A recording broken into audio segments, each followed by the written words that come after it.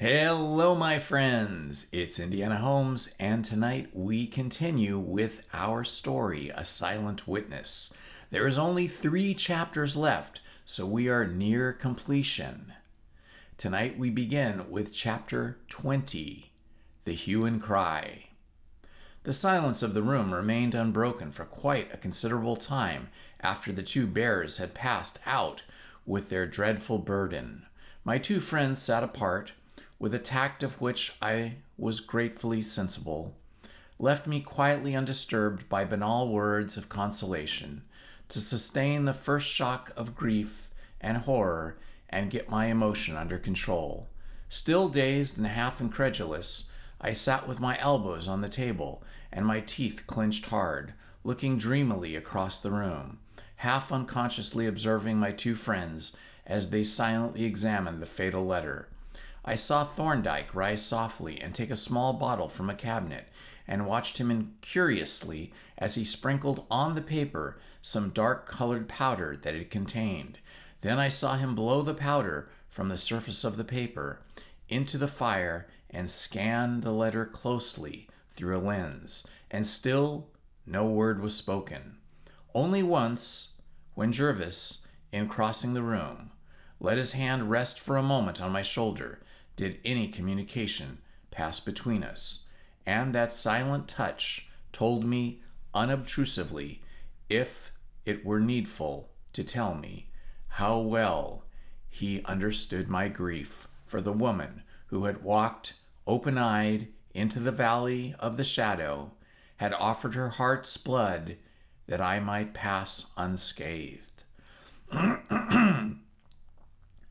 In about a quarter of an hour, the tall stranger returned, bringing with him an atmosphere of bustling activity that at once dispelled the gloomy silence. His busy presence and brisk matter-of-fact speech, though distressing to me at the moment, served as distraction and brought me out of my painful reverie to the grim realities of this appalling catastrophe.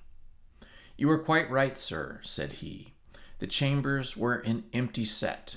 Mr. Cortland left them about 6 weeks ago, so they tell me at the office. I looked them over carefully, and I think it is pretty clear what this man meant to do." "Did you go in?" asked Thorndyke. "Yes. Mr. Polton went with me and picked the lock, so I was able to go right through the rooms. And it is evident that this villain was not acting on the spur of the moment. He'd made a very neat plan, and I should say that it was pretty near to coming off. He had selected his chambers with remarkable judgment, and uncommonly well suited they were to his purpose. In the first place, they were the top set, nothing above them, no chance of strangers passing up or down, and they were the only set on that landing. Then some previous tenant had made a little trap or grill in the outer door, a little hole about 6 inches square with a sliding cover on the inside. That was the attraction, I fancy. The landing lamp was alight. He must have lighted it himself, as the landing was out of use, and I fancy he meant to watch through the grill for your friend to come and shoot him as he knocked at the door." "That would be taking more risk than he usually did," said Thorndyke. "You mean that the report of the shot would have been heard?"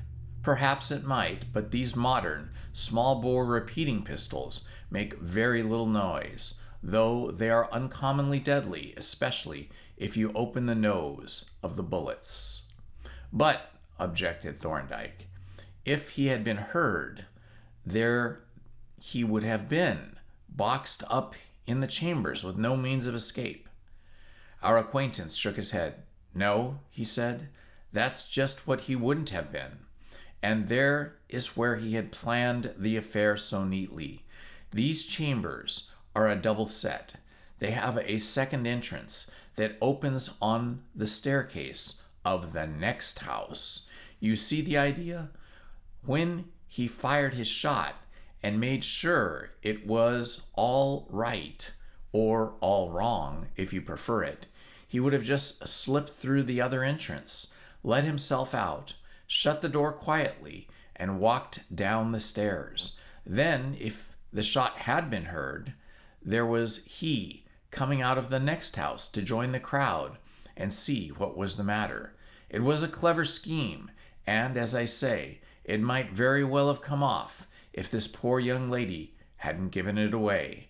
So that's all about the chambers. And now, here he cast a glance in my direction, I must ask for a few particulars. He produced a large black-covered notebook and, opening it on the table, looked at me inquiringly. "This," said Mr. Thorndyke, "is Mr. Superintendent Miller of the Criminal Investigation Department.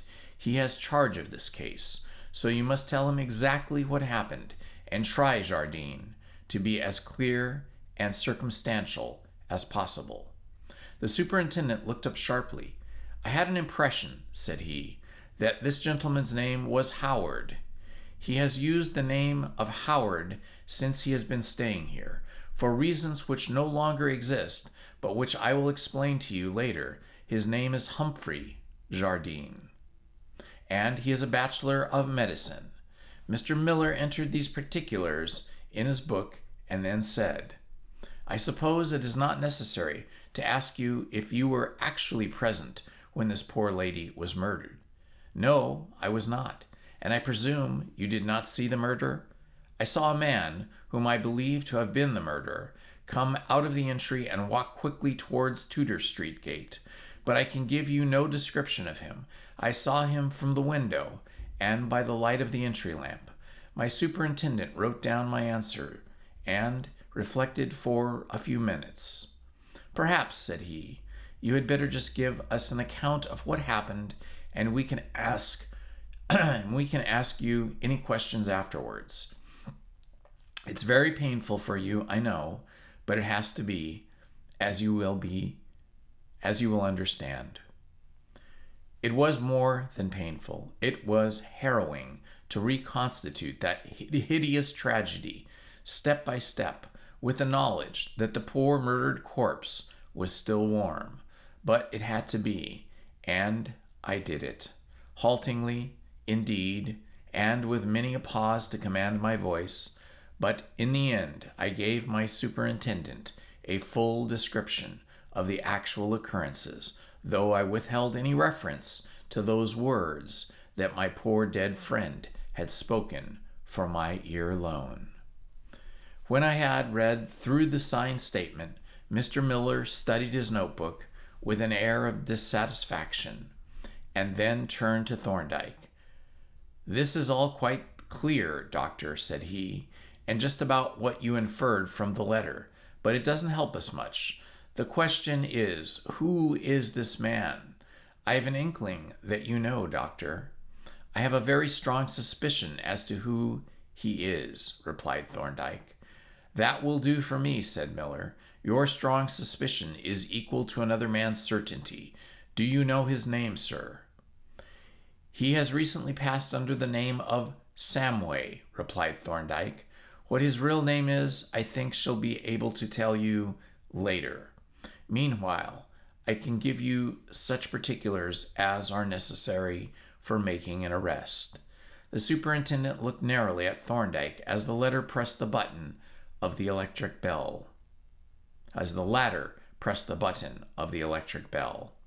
"Apparently, Doctor," said he, "you have been making some investigations concerning this man, and as it was not in connection with this crime, it must have been in connection with something else." "Yes," replied Thorndyke, "you are quite right.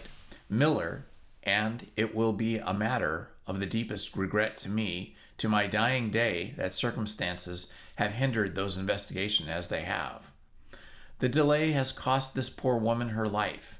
A few more days, and my case would almost have been complete, and then this terrible disaster would have been impossible." As Thorndyke finished speaking, the door opened quietly, and Polton entered with a small, neatly made parcel in his hand. "Ah," said Thorndyke, "you guessed what I wanted, and guessed right, as you always do, Polton." "How many are there in that parcel?" "3 dozen, sir," replied Polton. That ought to be enough for the moment. Hand them to the superintendent, Polton. If you want any more, Miller, we can let you have further supply. I am having a half-tone block made, which will be ready tomorrow morning." "Are these portraits of the man you suspect?" asked Miller. "No, I haven't his portrait, unfortunately, but on each card is a photograph of 3 of his fingerprints, which are all I have been able to collect. And on the back is a description which will enable you easily to identify him. You can post them off to various seaports and telegraph the description in advance. And I would recommend you especially to keep a watch on Dover and Folkestone, as I know he has been in the habit of using that route." "Speaking of fingerprints," said Miller, "have you tried the letter for them?" "Yes," replied Thorndyke. "I powdered it very carefully, but there is not a single trace of a fingerprint. He must have realized the risk he was taking and worn gloves when he wrote it." The superintendent pocketed the parcel with a thoughtful air, and after a few moments of cognition, turned once more to Thorndyke. "You've supplied me with the means of arresting the man, Doctor," said he, "but that's all. Supposing I find him and detain him in custody, what then? I don't know that he murdered this poor woman, do you? Dr. Jardine can't identify him, and apparently no one else saw him. I have no doubt that you have substantial grounds for suspecting him, but I should like to know what they are." Thorndyke reflected for a moment or two before replying. "You are quite right, Miller," he said at length. "You ought to have enough information to establish a prima facie case, but I think on this occasion I can say no more than that. If you produce the man, you can rely upon me to furnish enough evidence to secure a conviction. Will that do?" "It will do from you, sir," replied Miller, rising and buttoning his overcoat. "I will get this description circulated at once. Oh, there is one more matter.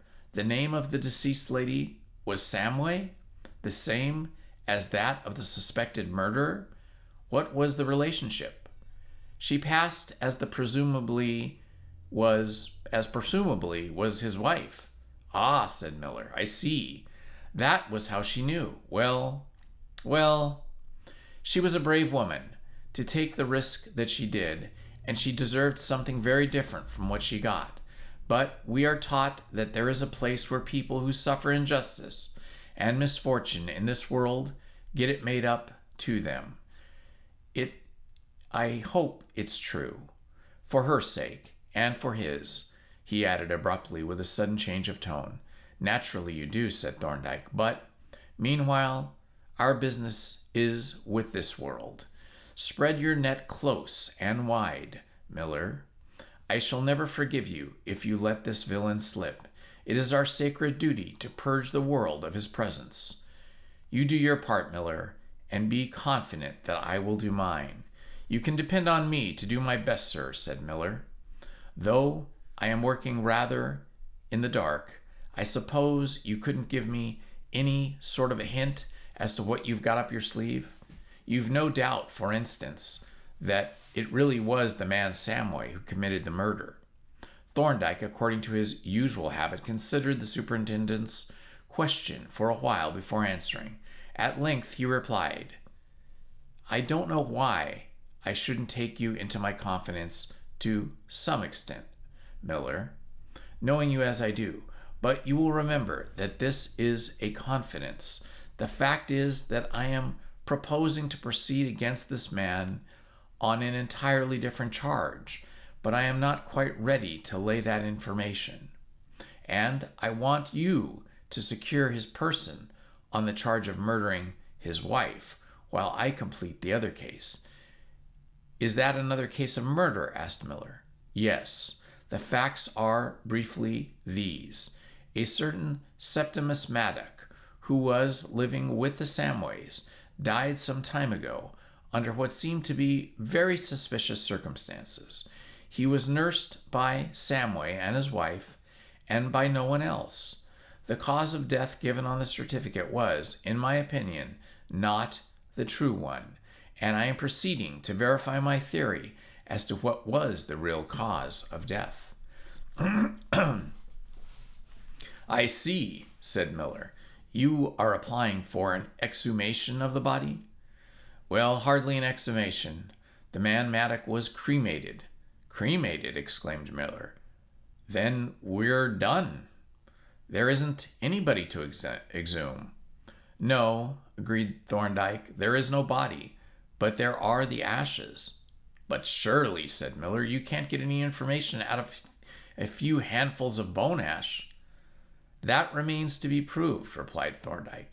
"I have applied for an authority to make an exhaustive examination of those ashes, and if my opinion as to the cause of death is correct, I shall be able to demonstrate its correctness, and that will involve a charge of murder against this man Samway. It will also support a charge against him of attempts to murder Dr. Jardine, and furnish strong evidence connecting him with the horrible crime that has just been committed. So you see, Miller, that the important thing is to get possession of him before he has time to escape from this country, and hold him in custody, if necessary, while the evidence against him is being examined and completed. And I must impress on you that at no time ought he to be lost in getting the description circulated. That is, no time should be lost by you or any other police in getting this description circulated." "No, that's true," said Miller. "I'll go to the telegraph and get that telegraph off at once, and I'll send one or two of our best men to watch the likely seaports." He shook hands with us all around, and when we had all most fervently wished him success, he took his departure. As soon as he was gone, Jervis turned to his senior, and looking at him with a sort of puzzled curiosity, exclaimed, "You are a most astounding person, Thorndyke.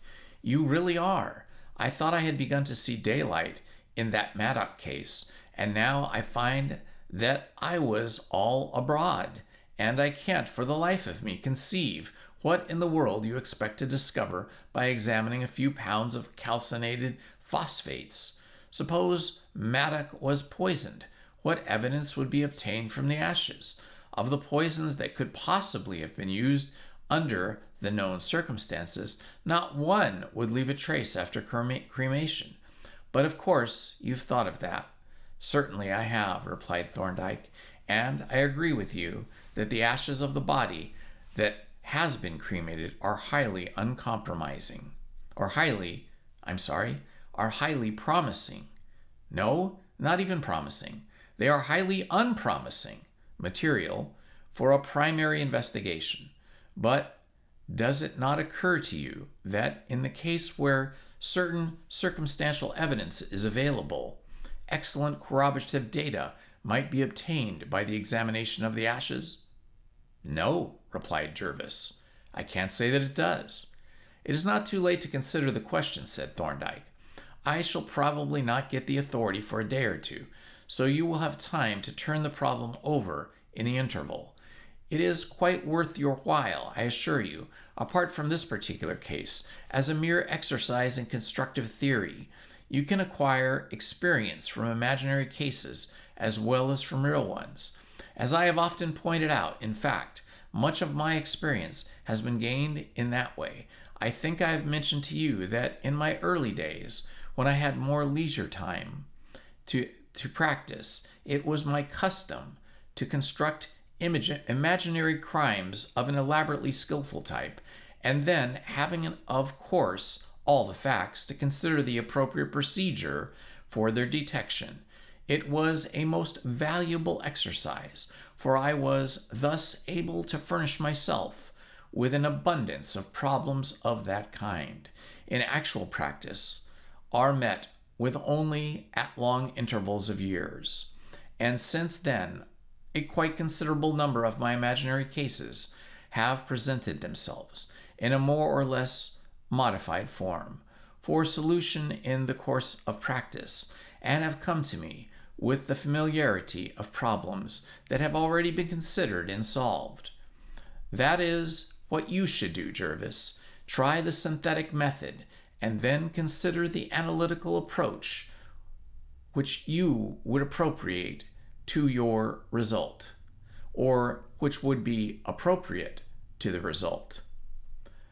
I have, Jervis replied gloomily.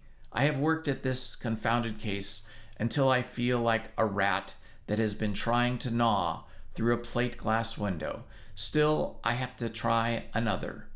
By the way, where are you going to make this examination? I think I shall do it here. I had thought of handing the ashes over to one of the more eminent analysts, but it will only be a small operation, well within the capacity of our own laboratory. I think of asking Professor Woodfield to come here and carry out the actual analysis. Polton will give him any help that he may want, and of course, we shall be here to give any further assistance if he should need it. Why not have made the analysis yourself? Asked Jervis. Is there anything specifically difficult or intricate about it? Not at all, replied Thorndyke, but as the case will have to go into court on a capital charge, that is, assuming that my hypothesis turns out to be correct, I thought it best to have the analysis made by a man whose name as an authority on chemistry will carry special weight. Neither the judge nor the jury are likely to have much special knowledge in chemistry, but they will be able to appreciate the fact that Woodfield is a man with a worldwide reputation and will respect his opinion accordingly. Yes, agreed Jervis. I think you are quite right. A well-known name goes a long way with a jury. I hope your experiment will turn out to be as you expect, and I hope, too, that some of Miller's men will manage to lay that murderous devil by the heels. But I am afraid they'll have their work cut out. He is a clever scoundrel, one, I admit that. How do you suppose he contrived to track Jardine here? I think, replied Thorndyke, that he must have seen us on one or two occasions when we went to the mineral water works and followed us here. Then, when Jardine disappeared from his lodgings, he would naturally look for him here, that being in fact the only place known to him in connection with Jardine, excepting Batson's house, on which he also probably kept a watch. But how would he have discovered that Jardine actually was here? There are a number of ways in which he might have ascertained that fact. A good many persons knew that we had a new resident. We could not conceal his presence here. Many of our visitors here have seen him, and the porter and the hangers-on of the inn will have noticed him taking his exercise in the morning. Samway himself, even, may have seen him, and he would have easily penetrated the disguise if he saw him out of doors. For there is no disguising a man's stature. He might have made inquiries of one of the porters or lamplighters, or he might have employed someone else to make inquiries. The fact that someone was staying here and that his name was Howard could not have been difficult for him to discover, while as for ourselves, we are well known in the inn as the Griffin at the Temple Bar. From the circumstance that he may have known our attendance at the Maidstone Assizes, it seems likely that he subsidized some solicitor's clerk with whom who would know our movements. And I suppose, said I, as he is gone now, I may as well go back to my lodgings. Not at all, replied Thorndyke. In the first place, we don't know that he's gone, and we do know that he is now absolutely desperate and reckless. And you must not forget, Jardine, that whether we charge him with murder in the case of Maddock, with the murder of Miss Poor Samway, or the attempted murder of yourself, in either case, you are the chief witness for the prosecution.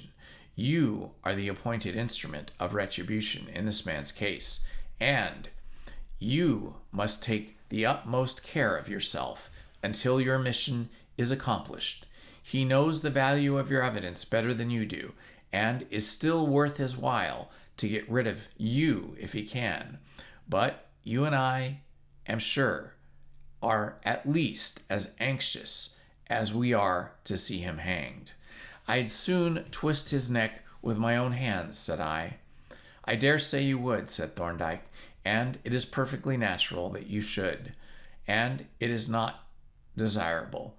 This is a case for a few fathoms of good, stout hempen rope and the common hangman. The private vengeance of a decent man would be an undeserved honor for a wretch like this. So you must stay here quietly for a few days more, and I give us a little help when we need it. Thorndyke's decision was not altogether unwelcome.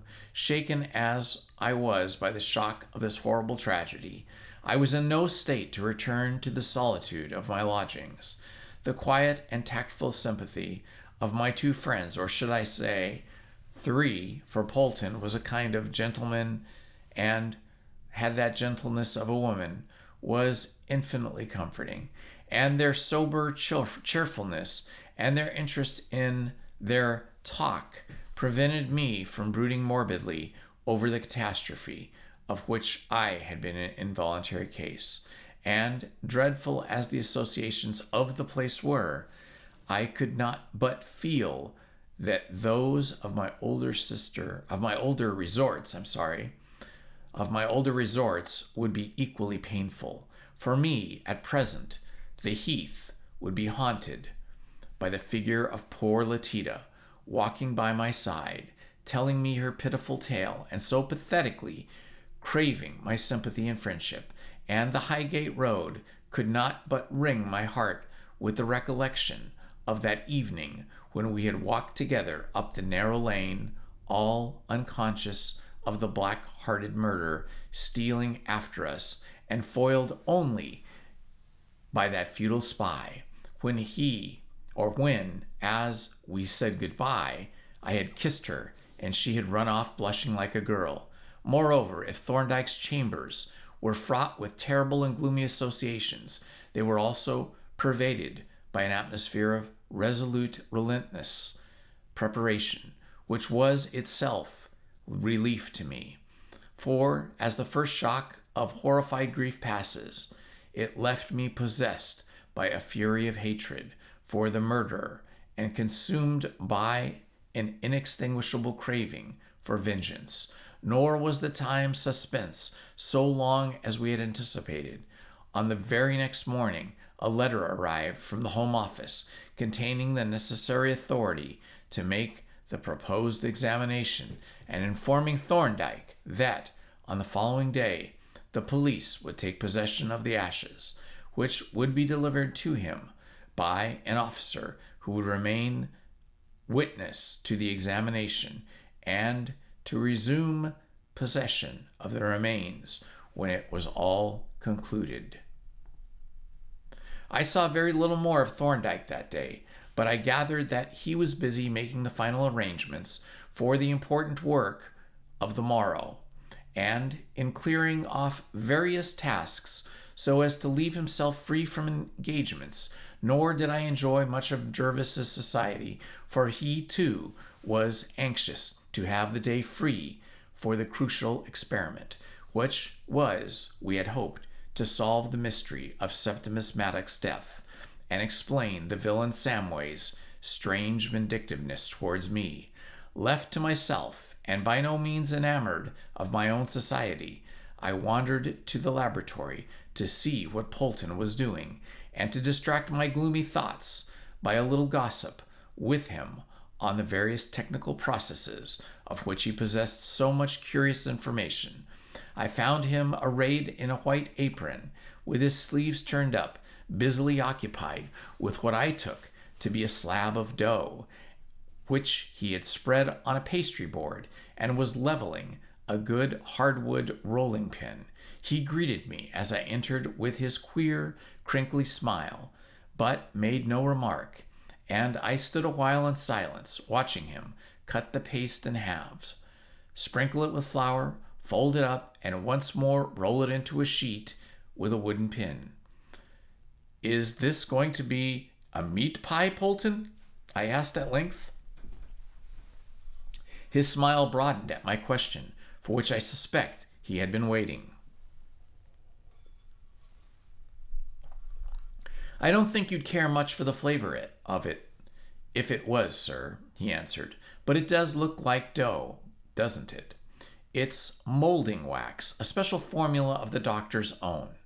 I thought that white powder was flour. So it is, sir, the best wheaten flour. It's lighter than mineral powder and more tenacious. You have to use some powder to reduce the stickiness of the wax, especially in a soft paste like this, which has a lot of lard in it. What are you going to use it for? I asked. Ah, exclaimed Polton, pausing to give the paste a vicious whack with the rolling pin. There you are, sir. That's just what I've been asking myself all this time I've been rolling it out. The doctor, sir, God bless him, is the most exasperating gentleman in the world. He fairly drives me mad with his curiosity at times. He will give me a piece of work to do, something to make, perhaps, with full particulars, all the facts, you understand, perfectly clear and exact, with working drawings if necessary, but he never says what the thing is for. So I make a hypothesis for myself, whole bundles of hypotheses I make, and they always turn out to be wrong. I assure you, sir, he concluded with solemn emphasis, that I spend the best part of my life asking myself conundrums and giving myself the wrong answers. I should have thought, said I, that you would have got used to his ways by now. You can't get used to them, rejoined Polton. It's impossible. He doesn't think like any other man. Ordinary men's brains are turned out pretty much alike from a single mold, like a batch of pottery, but the doctor's brain was a special order. If there was any mold at all, that mold was broken up when the job was finished. What you mean is, said I, that he is a great deal more intelligent than is given to the rank of his file of humanity. No, I don't, retorted Polton. It isn't a question of quantity at all. It's a different kind of intelligence. Ordinary men have to reason from visible facts. He doesn't. He reasons from facts which his imagination tells him exists, but which nobody else can see. He's like a portrait painter who can do you a likeness of your face by looking at the back of your head. I suppose it's what he calls constructive imagination, such as Darwin and Harvey and Pasteur and other great discoverers had, which enabled them to see beyond the facts that were known to the common herd of humanity. I was somewhat doubtful as to the soundness of Polton's views on the transcendental intellect, though respectfully admiring of thoughtfulness of his curious little handicraftsman. Accordingly, I returned to the more concrete subject of wax. Haven't you any idea what this stuff's going to be used for? Not the slightest, he replied. The doctor's instructions were to make 6 pounds of it, to make it soft enough to take a squeeze of stiff feather if warmed gently, and firm enough to keep its shape in a half-inch layer with a plaster backing, and to be sure to have it ready by tomorrow morning. That's all. I know there's an important analysis on tomorrow, and I suppose this wax has got something to do with it, but as to what molding wax can have to do with a chemical analysis, that's a question that I cannot make heads or tails of. Neither could I, though I had more data than Polton appeared to possess, nor could Jervis, to whom I propounded the riddle when he came in to tea. We went up to the laboratory together and inspected not only the wax, but the exterior of 3 large parcels addressed to Professor Woodfield, care of Dr. Thorndyke, bearing the labels of a firm wholesale chemists. But neither of us could suggest any solution to the mystery, and only the result of our visit to the laboratory was that Polton was somewhat scandalized by the conduct of his junior employer, who consoled himself for his failure by executing with wax a life-sized, highly grotesque portrait of Father Humperdinck. And now we continue with Chapter 21 in A Silent Witness. The final problem. At exactly 11:30 in the following forenoon, Professor Woodfield arrived bearing a massive cowhide bag, which he deposited on a chair as a preliminary to taking off his hat, wiping his forehead, and settling in. He was a big, burly, heavy-browed man, sparing speech rather in a gruff manner. "Stuff arrived yet?" he asked when he had brought his forehead to satisfactory polish. "I think it came yesterday," replied Thorndyke. "The deuce it did!" exclaimed Woodfield. "Yes, 3 parcels from Townley and Draper's." "Oh, you're talking about the chemicals. I meant the other stuff." "No, the officer hasn't arrived yet, but I expect he will be here in a few minutes. Superintendent Miller, in a scrupulously punctual man that he is, will be here promptly." The professor strode over to the window and glared out in the direction of the Crown Office Row. "That man of yours got everything ready?" he asked. "Yes," answered Thorndyke, "and I have looked over the laboratory myself. Everything is ready. You can begin the instant the ashes are delivered to us." Woodfield expressed his satisfaction, or whatever he intended to express, by a grunt, without removing his eyes from the approach to our chambers. "Cab coming?" he announced a few moments later. "Man inside with a parcel." "That the officer?" Jervis looked out over the professor's shoulder. "Yes," he said. "That's Miller. And, confound it, here's Marchmont with old Humperdinck. Shall we bolt up to the laboratory to send down word that we're all out of town?" "I don't see why we should," said Thorndyke. "Woodfield won't be inconsolable if we have to leave him to work by himself for a while. He might actually prefer it." The professor confirmed this statement by another grunt, and shortly afterwards the clamor of the little brass knocker announced the arrival of the first contingent, which, when I opened the door, was seen to consist of the solicitor and his very reverend client. "My dear Thorndyke," exclaimed Marchmont, shaking our principal's hand, "what a shocking affair this is! This murder, I mean. I read about it in the paper. A dreadful affair." "Yes, indeed," Thorndyke assented. "A most callous and horrible crime. Terrible, terrible," said Marchmont. "So unpleasant for you, too, and so inconvenient. Actually on your own stairs, I understand. But I hope they were able to catch the villain. Have you any idea who he is?" "I have a very strong suspicion," Thorndyke replied. "Ah!" exclaimed Marchmont. "I thought so. The rascal brought his pigs to the wrong market." "What?" "Like doing a burglary at Scotland Yard. He couldn't have known who lived here. Hallo! Why, here's Mr. Miller. Howdy do, Superintendent." The officer, for whom I had left the door ajar, entered in his usual brisk fashion, and having bestowed a comprehensive salutation on the assembled company, deposited on the table an apparently weighty parcel, securely wrapped and decorated with a label bearing the inscription, "This side up." "There, sir," said he, "there's your box of mystery, and I don't mind telling you that I'm on tenterhooks of curiosity to see what you are going to make of it." "Professor Woodfield is the presiding magician," said Thorndyke. "We will hand it over to him. I suppose the casket is sealed." "Yes, it was sealed in my presence, and I've got to be present when the seals are broken." "We'll break up the seals in the laboratory," said Woodfield, "but we may as well undo the parcel here." He produced a solid-looking pocket-knife fitted with a practicable corkscrew, and having cut the string, stripped off the wrapping of the parcel. "God bless my soul!" exclaimed Marchmont, as the last wrapping was removed. "Why, it's a cremation urn! What in the name of fortune are you going to do?"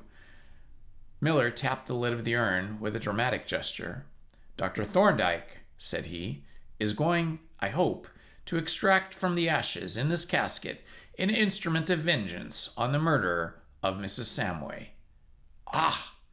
exclaimed Father Humperdinck. "Do not speak of vengeance in the presence of these poor remains of a fellow creature. Justice, if you like, but not vengeance. Vengeance is mine, says the Lord." "My, yes," agreed Miller. "That's perfectly true, sir, and we might understand your point of view. Still, we've got to do our job to do, as we must do, you know."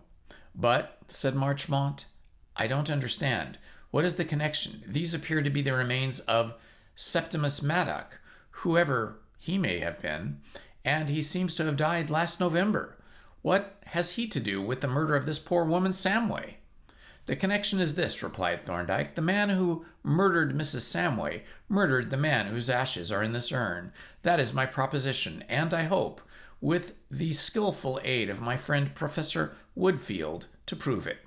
"Well," said Marchmont, "it is a remarkable proposition, and the proof will still be more remarkable. I certainly thought that a body that had been cremated was beyond the reach of any possible inquiry." "I'm afraid that is so, as a rule," Thorndyke admitted, "but I hope to find an exception in this case. Shall we go upstairs to commence the examination?" Woodfield agreed with gruff emphasis. Miller picked up the casket, and we all proceeded to the laboratory, where Polton, like a presiding analytical demon, was discovered amidst his beloved apparatus. The casket was placed on the table, the seals broken, the cover removed by Woodfield, whereupon all, with one accord, craned forward to peer in at what looked like a mass of fragments of snowy madrepore coral. "Ach!" explained Father Humperdinck, "but is a solemn that poor ashes was und living man just like ourselves." "Yes," said Marchmont, "it is, and I suppose we shall all be pretty much alike by the time we reach this stage. Cremation is a leveler, with a vengeance. Still, I will say this much. These remains are perfectly unobjectable in every way.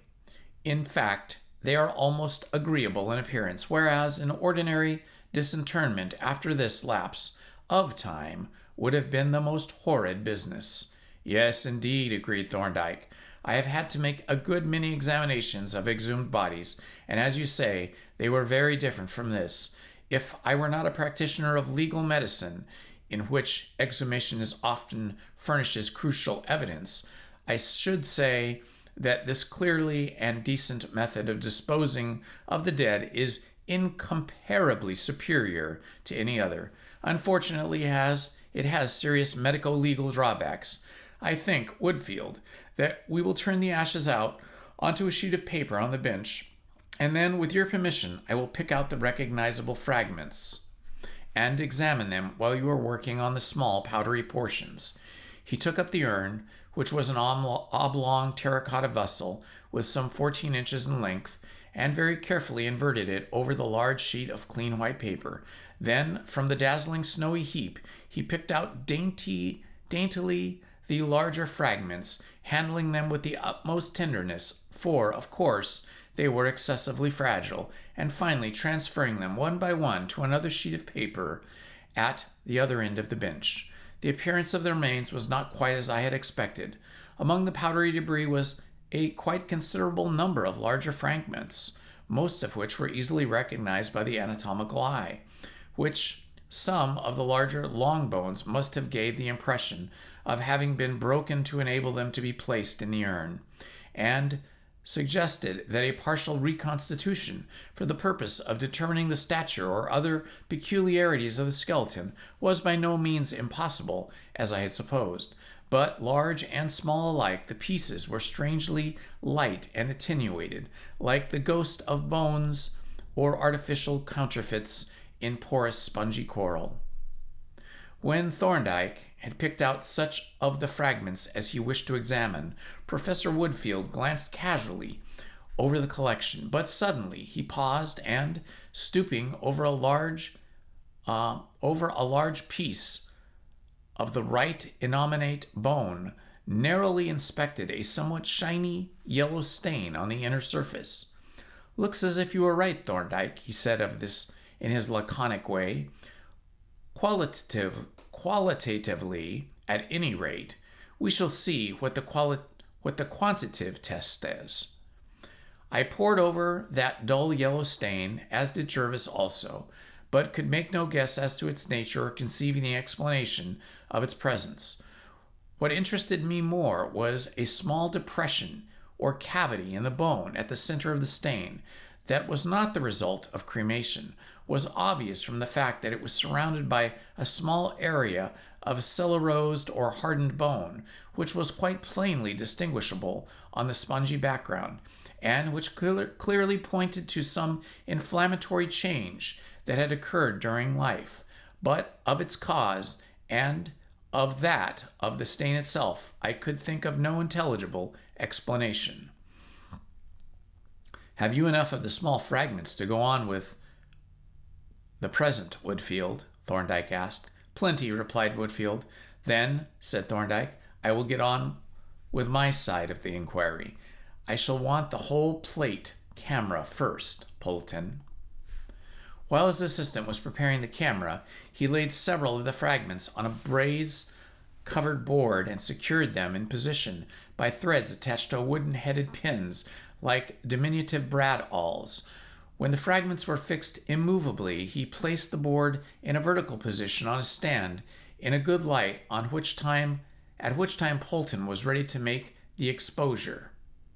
Meanwhile, Professor Woodfield was proceeding under the horrified supervision of Father Humperdinck with his part of the investigation. He was a matter-of-fact man, a chemist to the backbone, and to him it was evident that the late Septimus Maddock was simply many pounds of animal phosphates.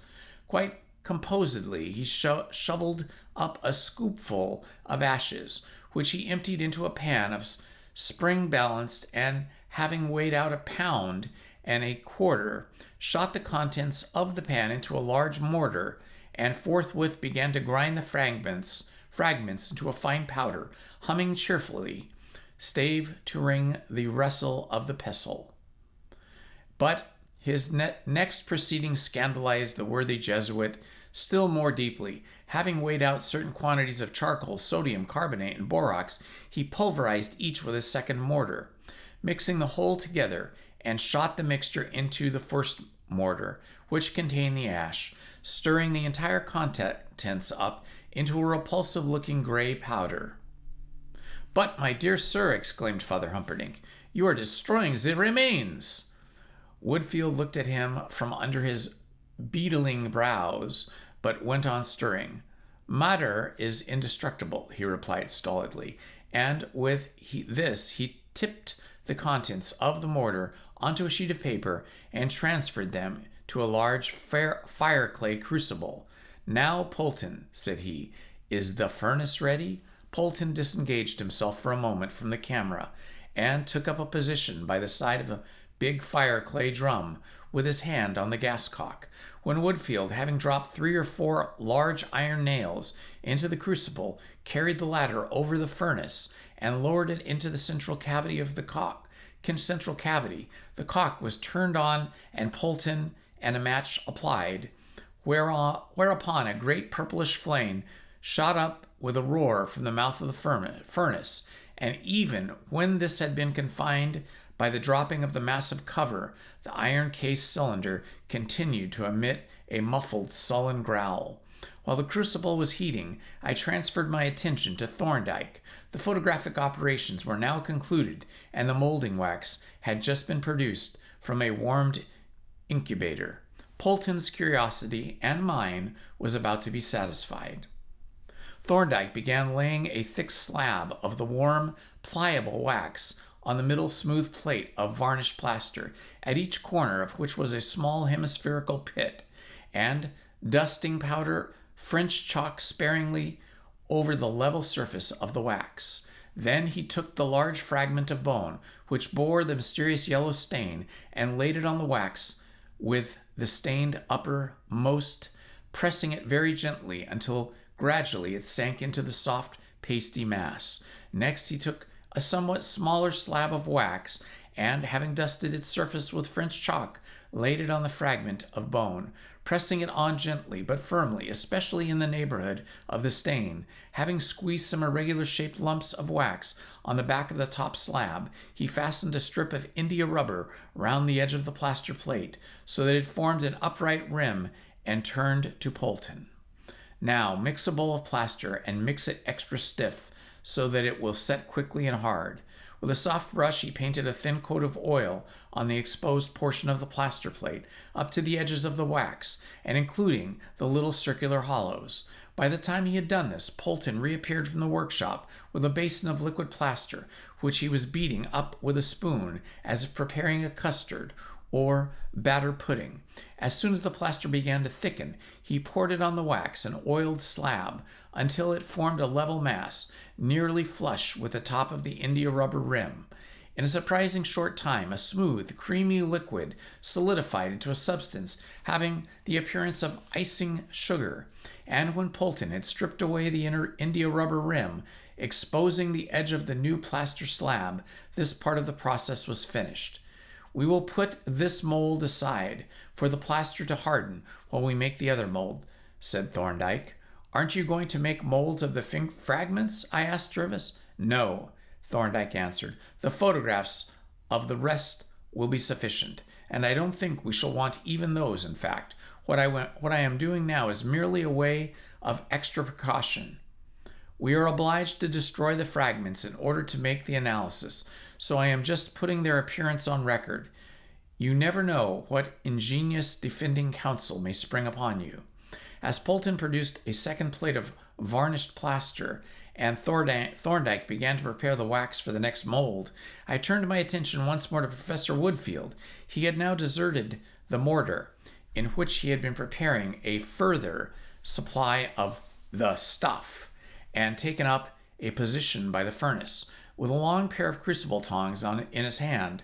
On the bench hard by was an iron plate, and on this an oblong block of iron in which were 6 conical hollows. Presently Woodfield glanced at his watch, turned off the gas cock, removed the cover of the furnace with his tongs, and reaching down into the glowing interior, lifted out of the nearly white-hot crucible. Instantly Marchmont, Humperdinck, and Jervis gathered round to watch, and even Thorndyke left his mold to come over to see the result of the first trial. Having stood the crucible on the iron plate while he picked out the large nails one by one, Woodfield lifted it and steadily poured its molten contents into the first hollow in the iron block, which they soon filled, and overflowing ran the iron plate in glowing streams that soon grew dull from contact with cold surfaces. I noticed that, as the crucible was slowly tilted, Thorndyke kept his eyes fixed on the interior, as also did Jervis and Woodfield, and watching closely, I saw, just as the vessel was nearly empty, that looked somewhat like a red-hot oil globule floating in the last of the glowing liquid. This passed out of the crucible and was tilted further and disappeared into the iron mold. When Woodfield, having exchanged a quick, significant glance with Thorndyke, proceeded forthwith, in his matter-of-fact way, to fill up the still red-hot vessel with another 1.25 pounds of late Septimus Maddock, "I suppose," said Marchmont, "it is premature to ask you what is the final object of these very interesting operations." "It's no use asking me," replied Woodfield, "because I don't know. I am searching for traces of a particular substance, but what may be the significance of its presence, I haven't the slightest idea. You'd better ask Dr. Thorndyke, and he won't tell you." "No, I know," said Marchmont. "Thorndyke will never tell you anything until he can tell you everything. By the way, will the remains be completely destroyed, or will it be possible to recover them?" "They are not destroyed at all," replied Woodfield. "They are all in the slag that came out of this crucible. We shall simply put the slag in the urn. There is a little charcoal, soda, and borax added, but that nothing is taken away."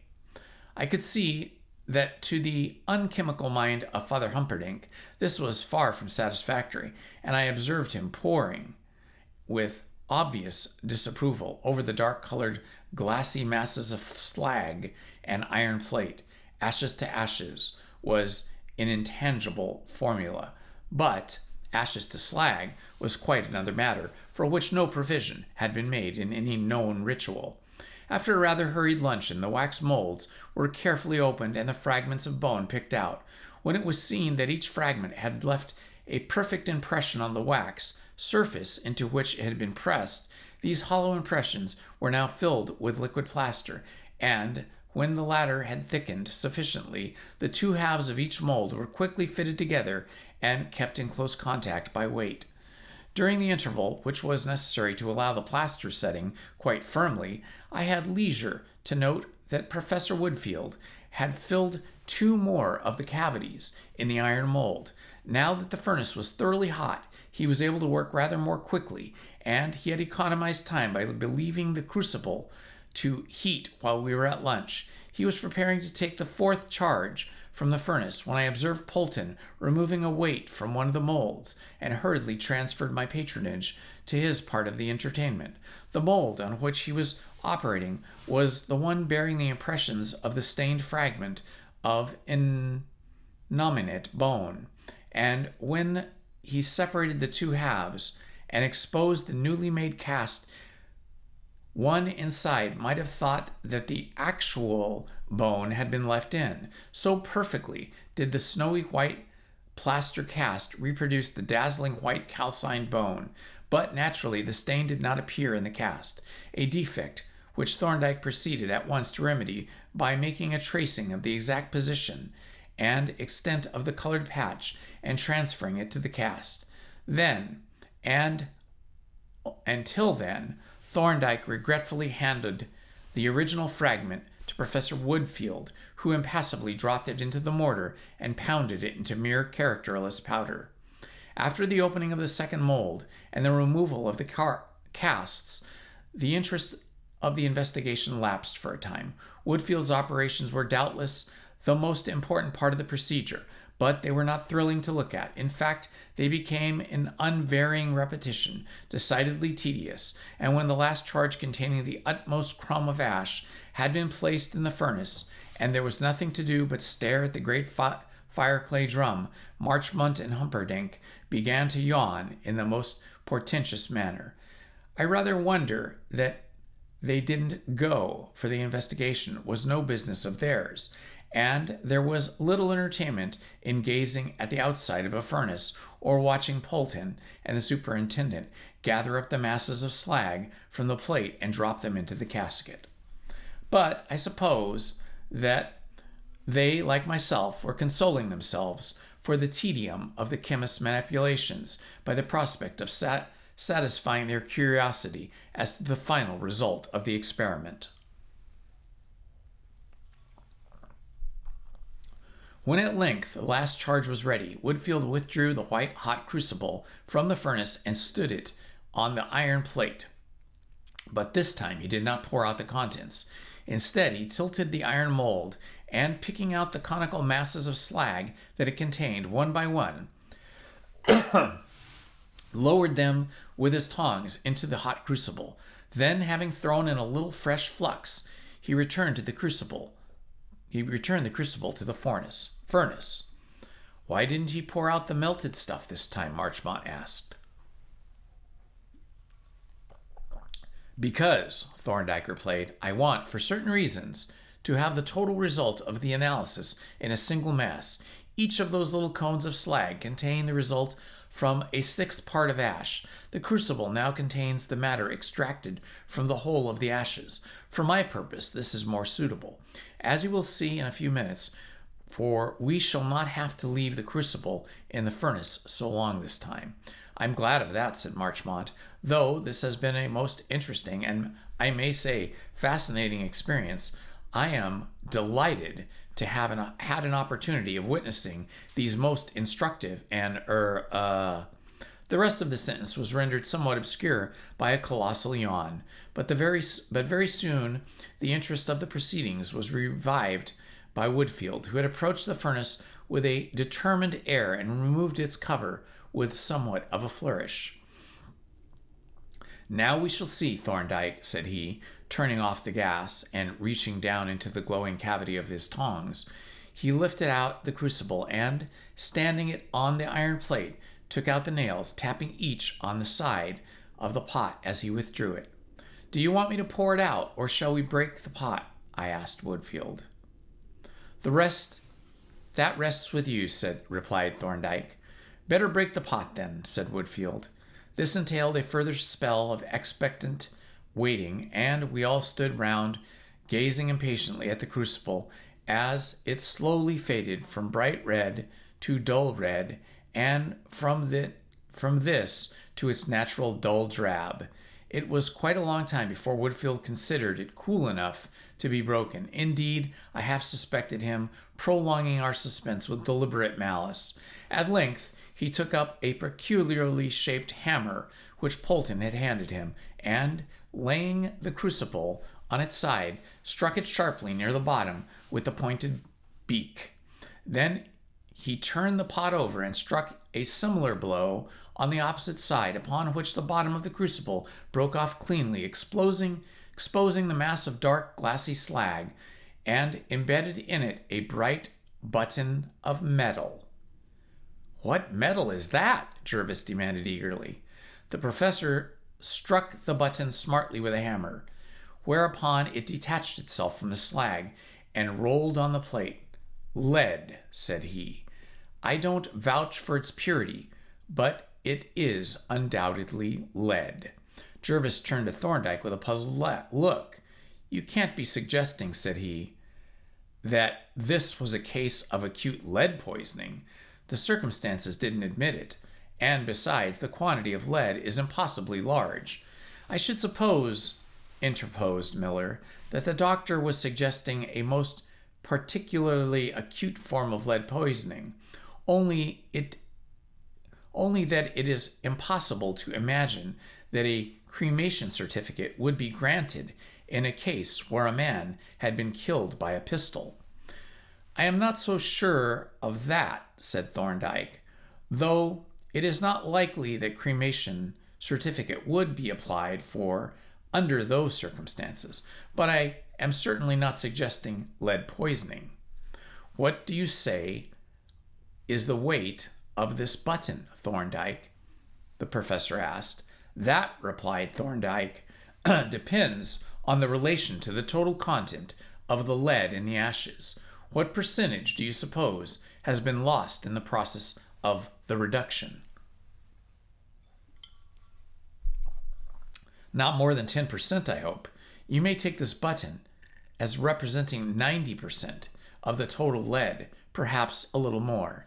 Thorndyke made a rapid calculation on a scrap of paper. I suggest, said he, that the total lead in the ashes was 386 grains. Deducting a tenth, say 38.5 grams. We have 347.5 grains, which should be the weight of this button.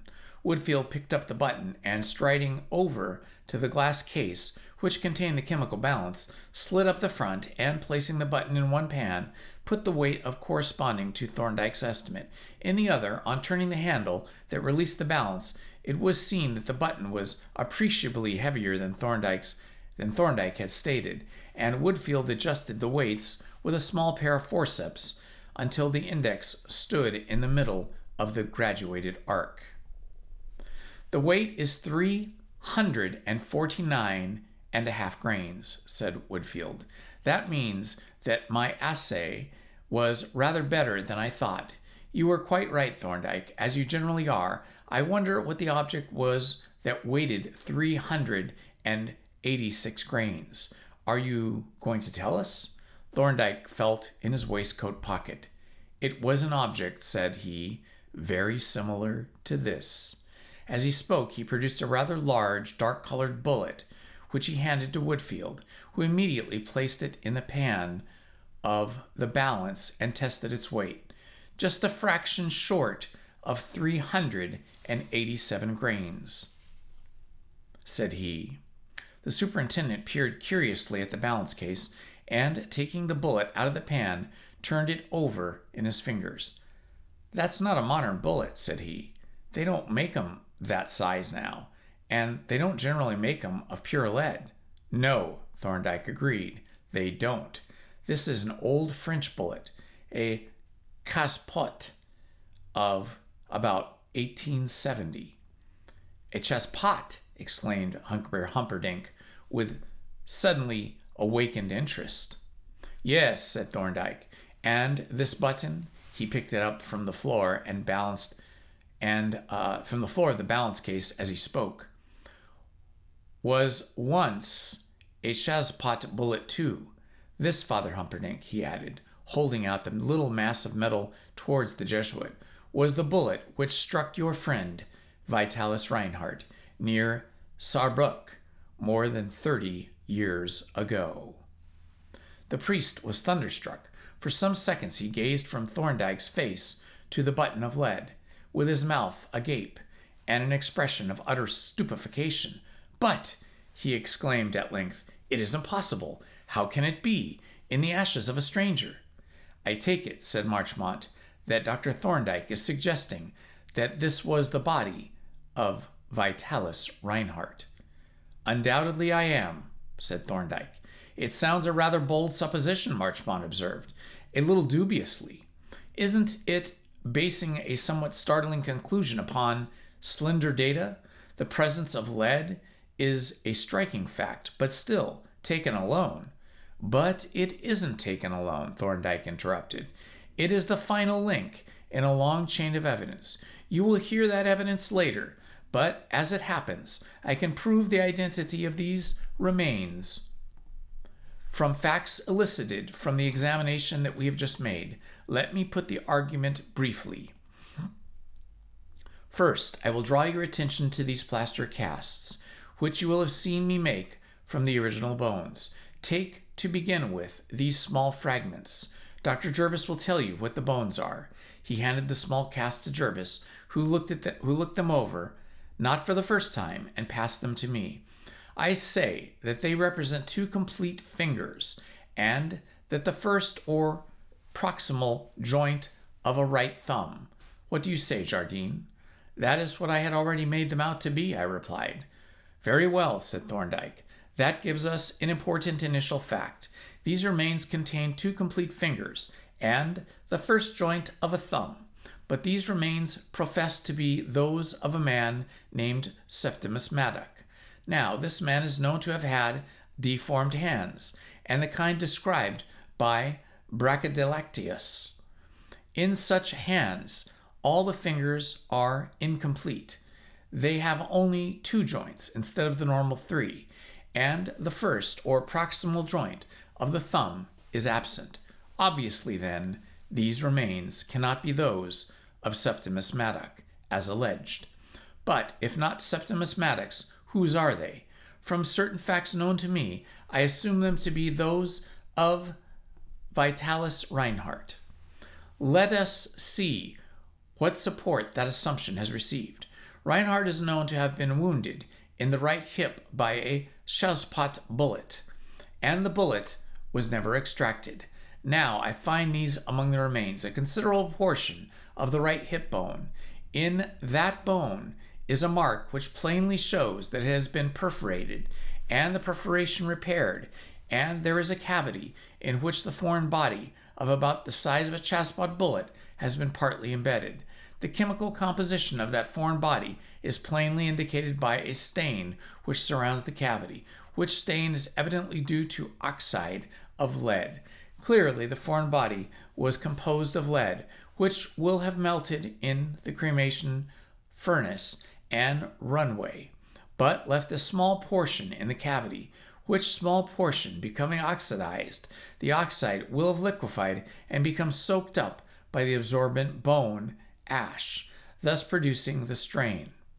Finally, we find by assay that this foreign body actually was composed of lead, and that its weight was, within a negligible amount of error, 386 grains, which is the weight of a chassepot bullet.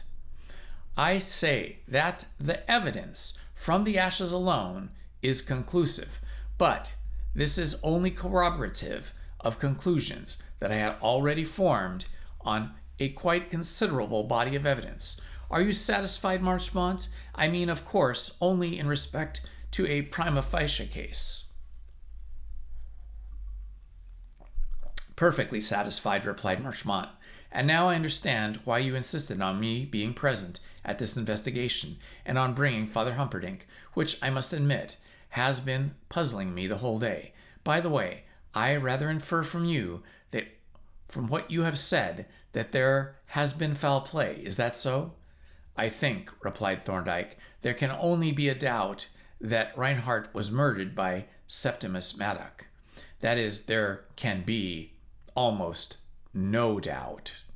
Father Humperdinck's face suddenly turned purple. And this man, Maddock, he exclaimed fiercely, this murderer of my poor friend Vitalis, where is he? He is being sought by the police at this moment, replied Thorndyke. He must be caught, Father Humperdinck shouted in a furious voice.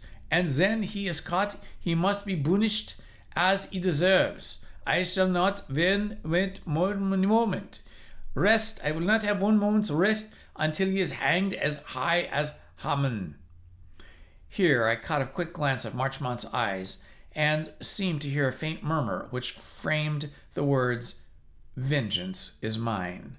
But the Jesuit continued, after a momentary pause, in the same loud, angry tone, "This villain has a double crime committed.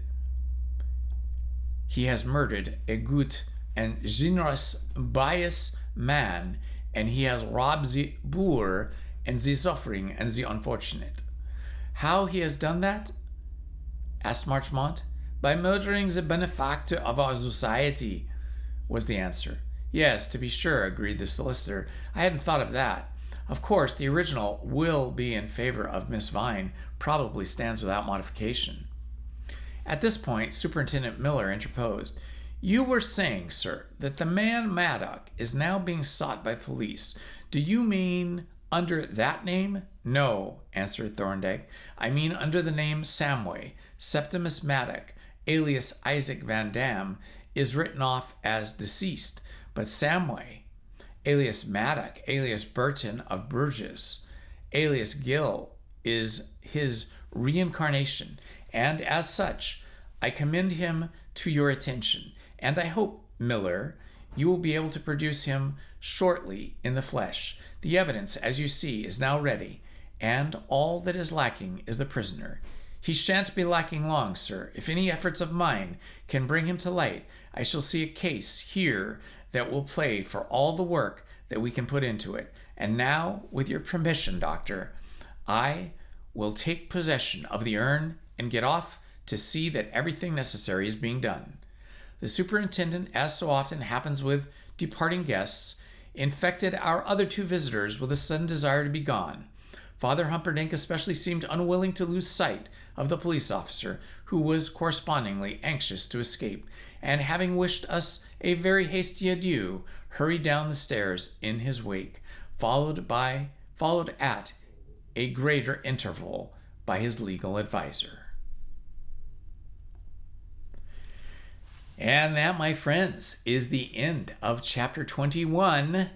We now have much evidence thanks to Dr. Thorndyke, who is quite the detective himself, even though he is a medical doctor. But remembering, he is a medical doctor of quite consequence and is often employed in the activity of doing human remains exhumations and reviewing the remains for police work.